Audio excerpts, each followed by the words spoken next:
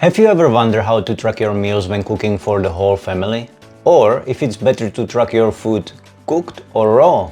Whether you are aiming for fat loss, muscle gain or increase your performance, you will more likely track your calories at some point. In this video, we will look at how to improve your tracking, how to track your calories when cooking for the whole family, and whether you should track your food raw or cooked. Let's get started. So, should you track your food raw or cooked? It will depend on the specific food and specific situation. But the most important thing will be if you are consistent with the chosen method. For example, if you are cooking chicken at home, I would always suggest to weigh it raw, because the chosen cooking method can change the weight significantly. So let's say that you are cooking 200 grams of raw chicken. If you use oven, the weight after cooking could be around 170 to 180 grams. But if you would pan fry the same amount of chicken, it could end up, let's say, 240 grams. Because while you pan fry it, the chicken will lose a lot of water.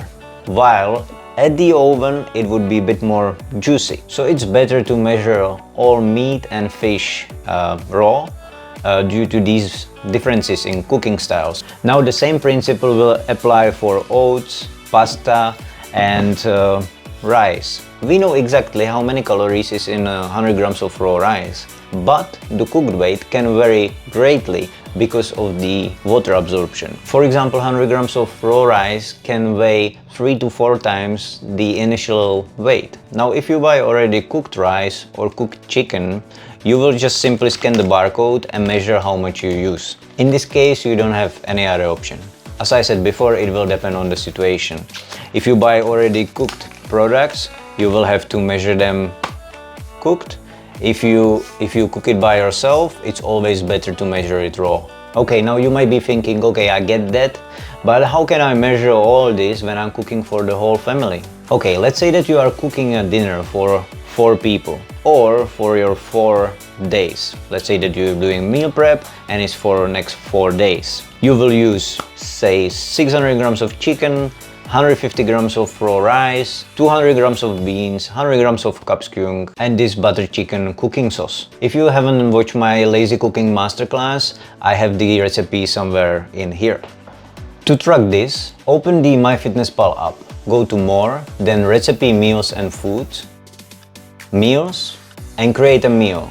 Name it, say, slow cooked chicken curry, and add all the ingredients you used. Now you have one big meal containing around 1700 calories.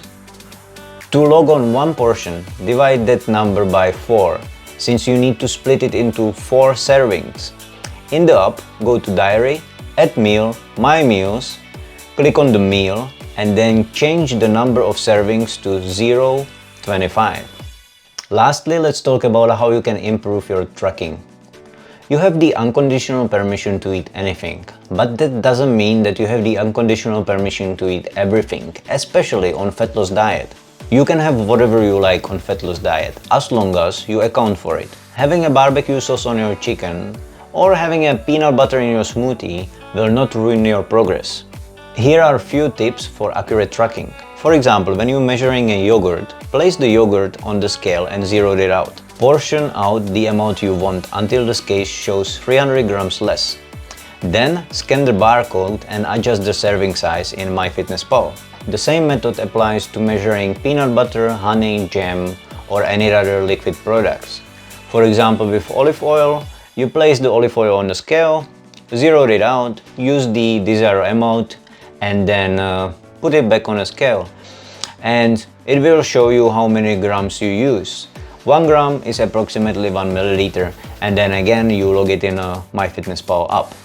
I hope this video was helpful, and if you have any questions, please drop me a comment or message me directly. Thank you for watching.